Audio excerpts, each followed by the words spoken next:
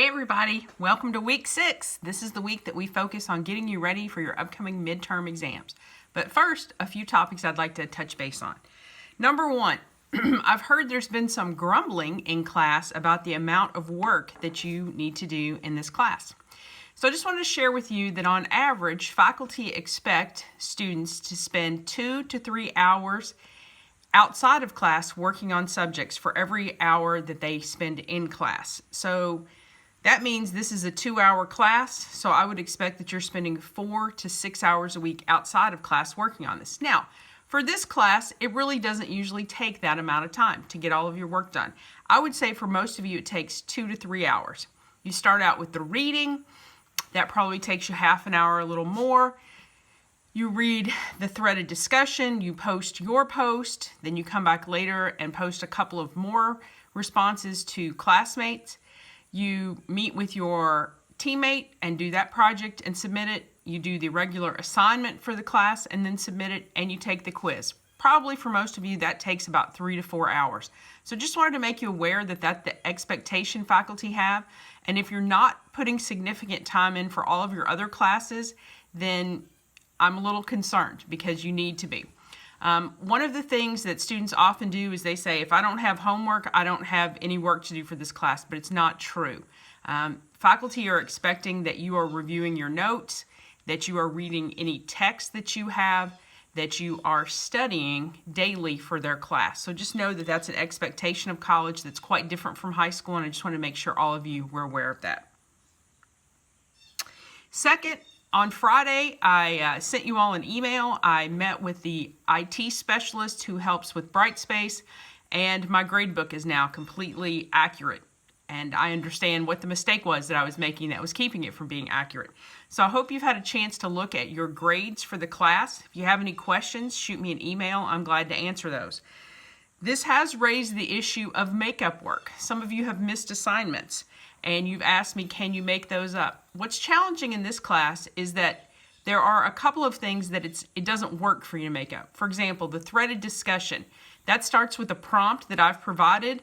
Then you each respond. Then you each respond to 2 of your classmates. I'm in there responding. Once that's over, you responding to it doesn't make any sense. There's no value added. The value is that there's an ongoing conversation. So that's not something that it would be reasonable for a student to make up if they missed it. Also, the team project. If you don't connect with your teammate this week, that's really the gist of the project, is that I'm trying to help you connect with other people in the class and discuss our topic. If you didn't do that this week, I can't really let you make that up. There's a reason that our end date for assignment is the same as our due date, and I explained this, I think, at the beginning of class, is that everything in this class opens at 8 a.m. on Sunday. You have plenty of time until Thursday night at 11:30 to get everything done. But to help you this week, I've sent you all an email just explaining, if I were enrolled in this class, how I would approach the work. And for some of you, having additional structure might really help. So please look at that, try that out for a week or 2 and see if it helps you. I want to make sure everybody understands about academic alerts. The college takes very seriously your success, and so if a student is not doing well in a class, then the faculty member notifies what's called the CARES team. And the CARES team is a behind-the-scenes team that meets on Monday mornings. I'm part of that team, and we look to see if students are struggling. If you make a low quiz score in one class, we're not going to be really worried. But if that same week you missed all your homework in another class or didn't attend another class, we're going to be quite worried. And someone, usually your academic advisor or a coach, if you're a student athlete, will reach out to you. So just wanted to make sure that you knew there are lots of reasons that you might receive an academic alert. I've mentioned some of them. You don't go to class. You had an especially low test score or quiz score. You've missed work, you don't come to class prepared, maybe you fall asleep in class, or you come to class and you have none of the materials. All of those things could result in an academic alert. And the academic alert, again, is an opportunity for somebody at the college to know that you're struggling and for them to reach out to help you. So if you get an academic alert and someone reaches out, just know that their intent is to help you, and please be responsive to that. fourth thing is something has come up about classroom etiquette that I want to talk to you all about. And that is when you are Zooming with someone, you need to make sure you are in a private location and that you are dressed. Okay, I had a Zoom meeting in the last week, somebody who did not have their shirt on. So just want to say that's not really appropriate or professional. If you have a scheduled Zoom meeting with someone, go somewhere private where you can talk openly. That's not in a public spot. That's not in your residence hall room with your roommate standing behind you. It's not laying in your bed. Some of you have done that. So it's in a private spot where you're seated, where your camera is stationary, so it's not waving around. A couple of you have talked to me and your camera's been waving around. That's what your faculty are expecting, so please make sure you do that. Also, something's come up about texting. Many of you have never texted me, so I don't have your phone number.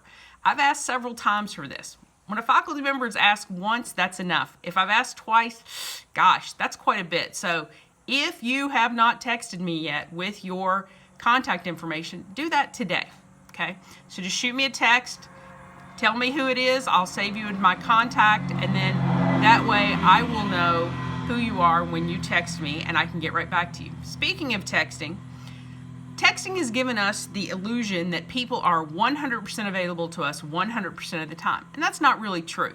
So when you text someone, give them adequate time to respond, okay? So that's not give them 2 minutes and then retext them, okay?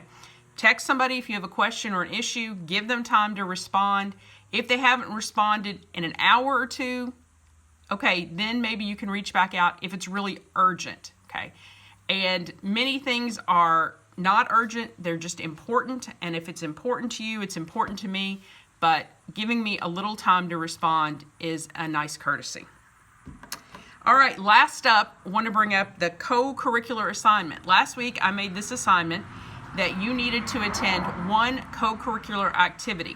This is worth 5% of your grade. That's half a letter grade, guys. So you have to do this, okay? Well, if you want the points, you have to do it. And you were going to attend a co-curricular activity, whether you go in person, socially distancing, or whether you go virtually. There are lots of different activities on campus. I sent an email to you with a bunch of them listed. And then there's the Stall Street Journal, which is in all of the bathrooms on the back of the stall door to tell you what activities are happening this week. After you go to an activity, you're going to write an essay, and I changed the Dropbox. The Dropbox remained in week 5, but I just changed the due date, so you have more time. 3 of you have written me an essay about why you don't have time to get involved. That does not meet the requirements for the assignment. So need you to go to something and write about that experience. So much of your learning in college takes place outside the classroom. This is really an opportunity for you to experience some of that and to maybe find something that you would like to get involved with. So please take care of that this week. I looked at the Stall Street Journal Monday morning. There's lots going on this week, so find something that you're interested in and attend it. Lastly, this week, as I mentioned, all about midterm preparation. We are trying to get you ready to be as successful as possible with your midterm tests that are coming up in the next week or so. So today in class, Brody is going to give you a handout and talk about the different types of test questions that you may encounter. Our threaded discussion this week is what kind of tests do you like best? And some of your classmates have written some thoughtful responses already. But I want you to be aware that different questions are asking for different types of knowledge, and so Brody's going to cover that in this handout. And then he's going to give you a practice test. This is not a real test, and the point is for you to look through it, answer a handful of questions, and then he has an answer key where he's going to explain some things you might not have noticed about the test, or some ways you should be approaching that section of the test, just some helpful tips. So that is what we are doing in class this week. I hope you have a great week, and I will see you soon. Bye.